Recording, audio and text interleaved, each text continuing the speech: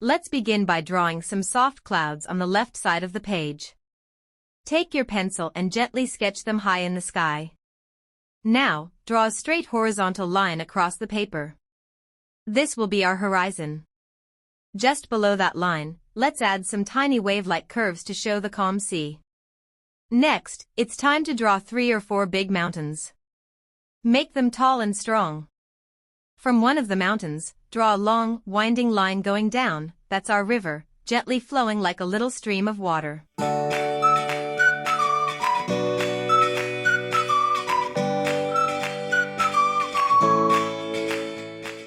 Below the mountains, we'll draw the land. This is where all the magic begins. Now, look above the mountains again. We're going to add some heavy, dark clouds.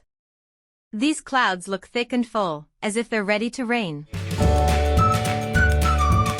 Let's brighten things up with a smiling sun. Draw a small sun peeking out from the side, with tiny smiley faces all around it.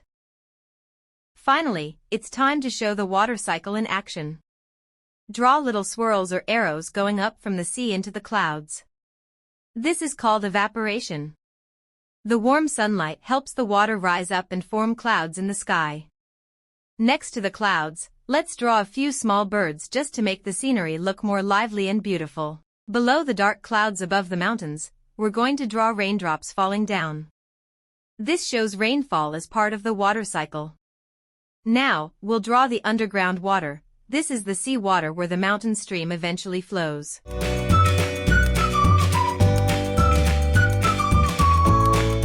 You can draw a few arrows indicating the direction of the water joining the sea. Let's also draw some small cotton candy-like shapes. These will be our trees.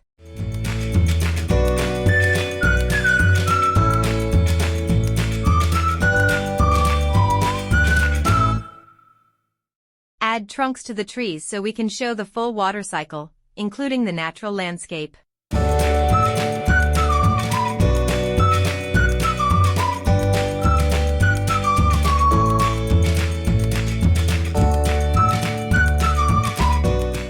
For coloring, I'm using dark blue oil pastels along with light blue oil pastels to fill in the darker areas of the sky.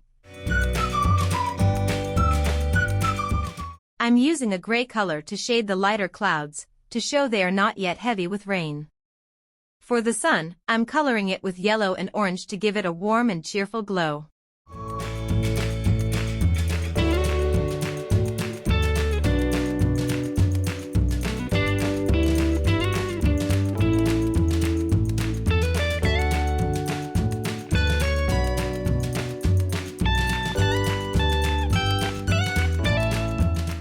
The mountains are shaded with green to show vegetation. And I'm using a combination of brown and black to color the base and the sides of the mountains to create contrast and depth.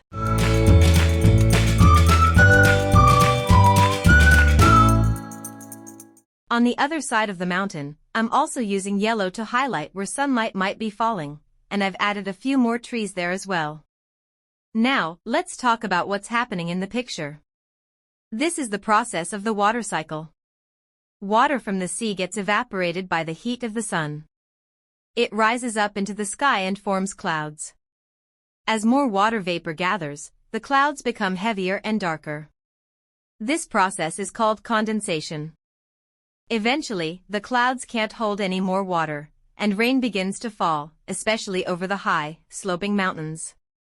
The rainwater flows down the mountain as streams and rivers. This water travels across the land, sometimes joining other rivers, and eventually it makes its way back to the sea. This is how the water cycle works, from evaporation, to condensation, to precipitation, and finally collection. It's a continuous and beautiful cycle of nature. Now, I'm coloring the fishes to add more life to the sea. I've used red to mark and indicate the arrows showing the movement of water in the cycle. Don't forget to label the key parts of the water cycle: evaporation, condensation, and precipitation. I hope you enjoyed this video and had fun drawing and learning with me. See you soon in my next drawing session. Bye for now, and thank you for watching.